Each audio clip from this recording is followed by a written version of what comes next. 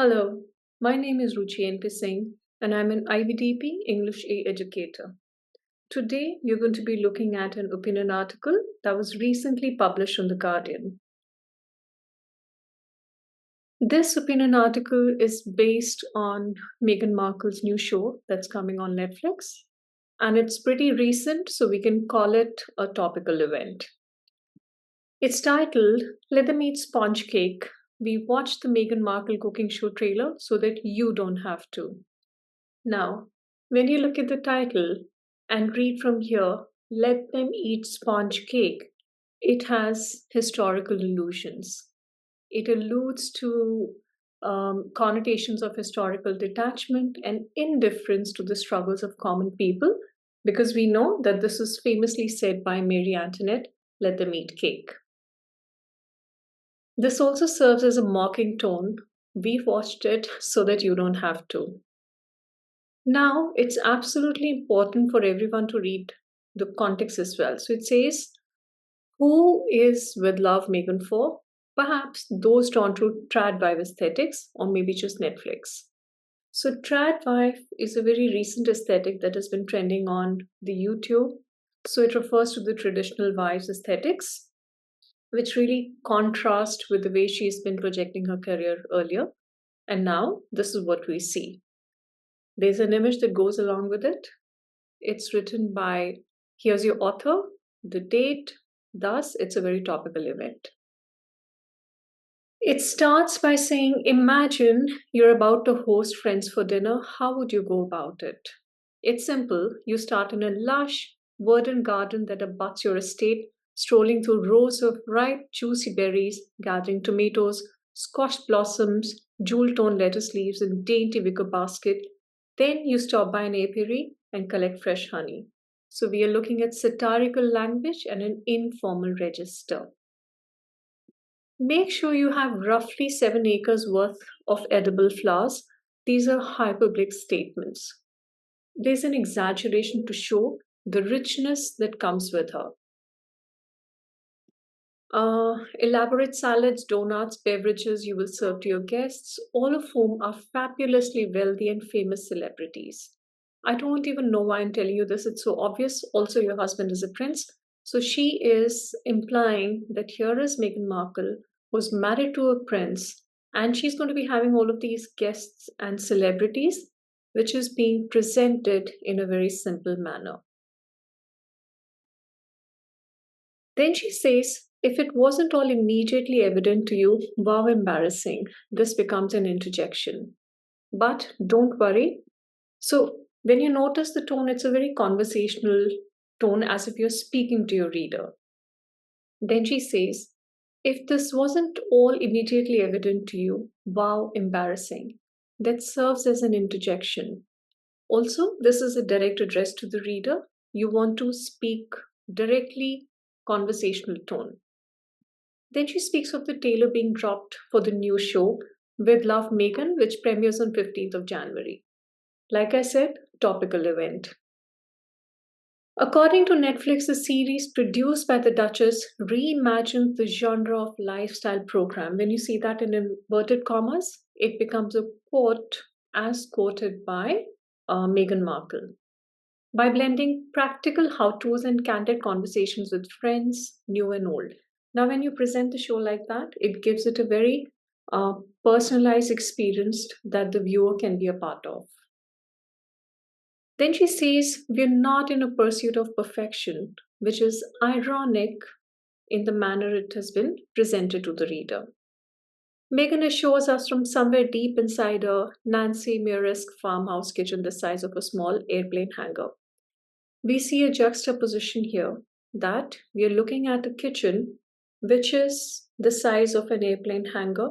So the image that you want to project does not correlate to the reality of the situation. We are in pursuit of joy, she says. According to Elle Decor here, ethos, credibility, who says that the stove and range could be anywhere from $12,000 to $16,000, which is a lot of money. So that is where your juxtaposition comes in. And this is logic, logos, because of the numbers that you have there. Remember, all of this collectively suggests the skepticism the author has towards the show. Then she says the trailer, which looks like quiet luxury, Pinterest board come to life. When we say Pinterest board come to life, it shows the artifice that is visible in her presentation of the show. Beige sweaters, beige hummus, beige focaccia. So all of this repetition of beige that we see again highlight her skepticism. Then there's humor. She says there are a few non-beige things as well. A single carrot sliced lengthwise in caprese toasts made to look like ladybugs. In a culinary courtesy to her husband's homeland, we are looking at alliterations here. And this could also give you an indication to the target audience. She also whips up an eat-on mess and Victoria sponge. Now all of this becomes culinary jargon. The people who know what this is, they would relate to it. Then she speaks of an actress, Mindy Kaling, who declares it probably one of the most glamorous moments of my life. And she says, ironically, that while she's been to multiple Met Galas and Oscar parties, but this is nice too. This is again sarcasm and satire that she's throwing out to show how artificial the show presents itself. Next, we have humor. There are also several shots of Kay, her elderly beagle, who I hope gets at least 3 hours of uninterrupted airtime. He's also kind of beige. The series was not filmed at Meghan and Harry's 14.6 million Tuscan-inspired estate, but a few miles away at 8 million Montesco estate of philanthropists Tom and Sherry. Now, it's very important for the author to tell you that because remember, he's a prince and they have a lot of money. So the show that she's trying to present, if she had shot there, would have seemed out of sync. So she's making it a point to tell you that that estate where they've shot it does not belong to them. Again, a pretense. A cheaper, more relatable background. This is ironic because Meghan is making a quest for authenticity, and this dismantles that. Online reactions to the trailer have been mixed. Oh my god, she's a darling, just the loveliest, cannot wait for this. One commentator wrote in response to a Deadline article about the series. Then she asks a rhetorical question: who is this show for? It's targeted to people with the tons of expendable income and time. Tons of expendable income and time, an exaggeration to show the target audience about the series. Then she asks a rhetorical question: who is this show for? It's targeted to people with the tons of expendable income and time. Tons of expendable income and time, an exaggeration to show the target audience. Feel it comes off as tone deaf and pushes the narrative of elite classism, wrote another one. What is Joanna Gaines cosplay in this? Asked one Reddit user, referencing to the HGTV host and farmhouse chic interior decorator. This is again satirical tone. Now, what does the satirical tone do? It is inviting the reader to question the sincerity of the message of the trailer that we watch along with this. Who is this show for? It's a good question. Perhaps for those drawn to trad vibe aesthetics, but who aren't quite ready to go full ballerina farm. Now, when she says this, and she says it's certainly for Netflix, and she speaks of a $100 million contract, she says, the quaint pursuit of joy. So the structural choice that has been made in this article, it alternates between giving detailed descriptions of the trailer along with the satirical commentary.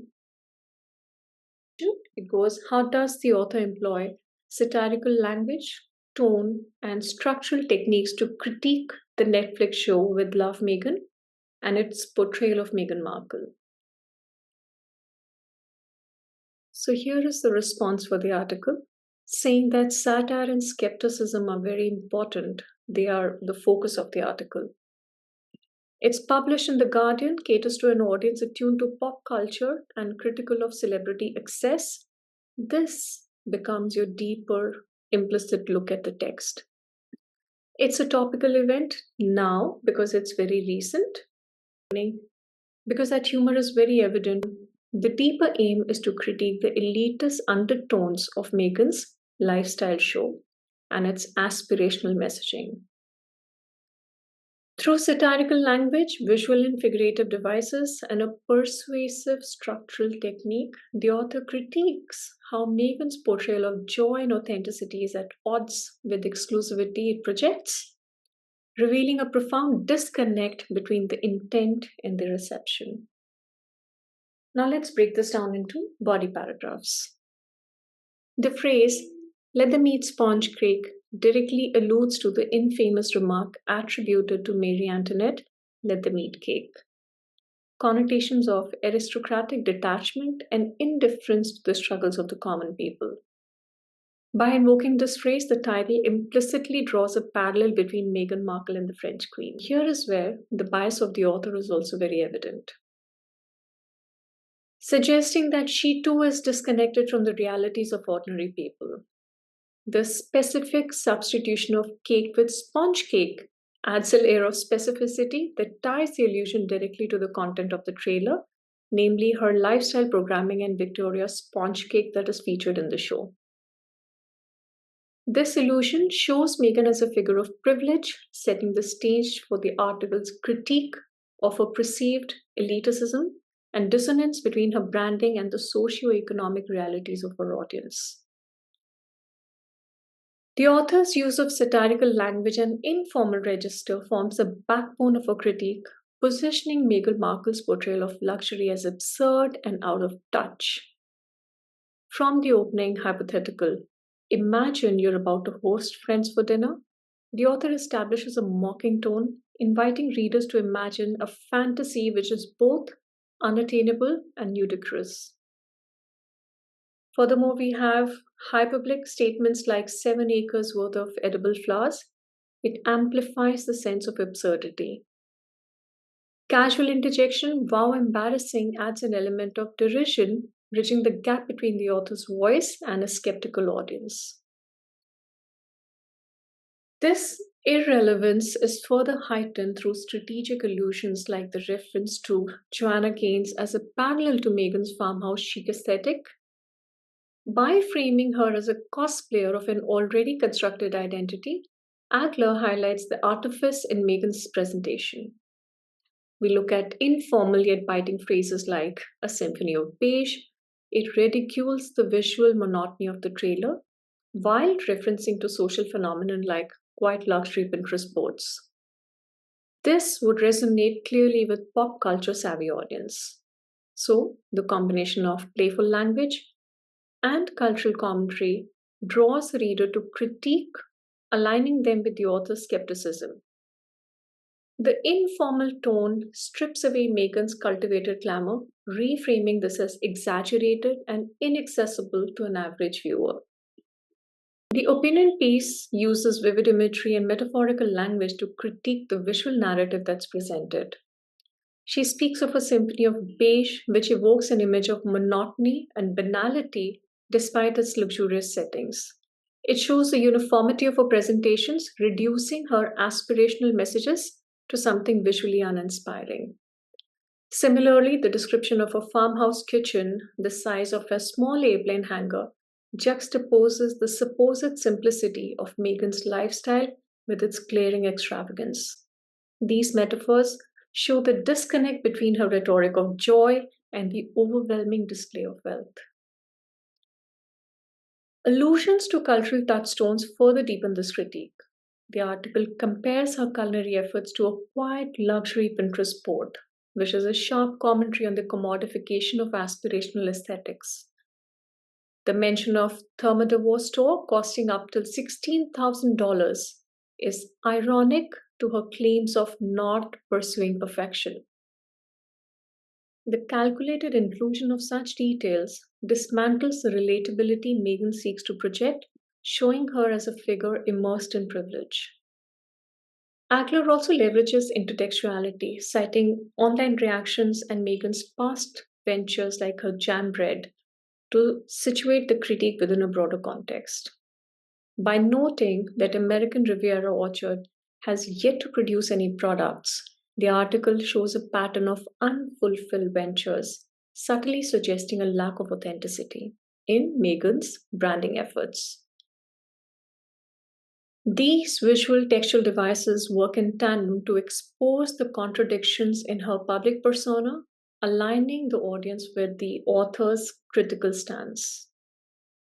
Furthermore, the structural progression of the critique, combined with her persuasive appeals, dismantles Meghan Markle's portrayal in the trailer while engaging the reader with humor and skepticism. The author uses pathos to emphasize the exclusivity and inaccessibility of Meghan's lifestyle through use of comments like targeted to people with tons of expendable income and time. It shows the great economic divide, subtly appealing to the audience's sense of fairness. Similarly, the remark of the Cipolla estate as cheaper, more relatable background shows irony for her quest of authenticity. It also leverages ethos by citing sources like Elle Decor, referencing public reactions on platforms like Reddit. This interplay of expert opinion and popular sentiment bolsters the article's credibility while reinforcing its satirical tone. This structural choice to alternate between detailed descriptions of the trailer and a sarcastic commentary, it maintains a reader's engagement, ensuring that the critique remains sharp and accessible. She concludes with a rhetorical question: who is this show for? By this, the author leaves the audience reflecting on the broader implications of her branding, cementing the critique's resonance. So, when we conclude, we can say that Akla's opinion column deftly critiques Meghan Markle's Netflix trailer through a blend of satirical language, vivid imagery, persuasive structural techniques. By ridiculing the opulence and exclusivity of Meghan's portrayal, the article underscores a profound disconnect between her aspirational messaging and its perceived audience. While the humor and cultural references effectively engage a critical readership, the critique risks alienating supporters of Meghan Markle who might perceive the tone as overtly dismissive. Nonetheless, the article achieves its purpose of deconstructing the trailer's messaging, leaving the readers questioning the sincerity and implications of celebrity driven narratives in the media. Having said that, I'm looking forward to the show. More critique coming up. Thank you.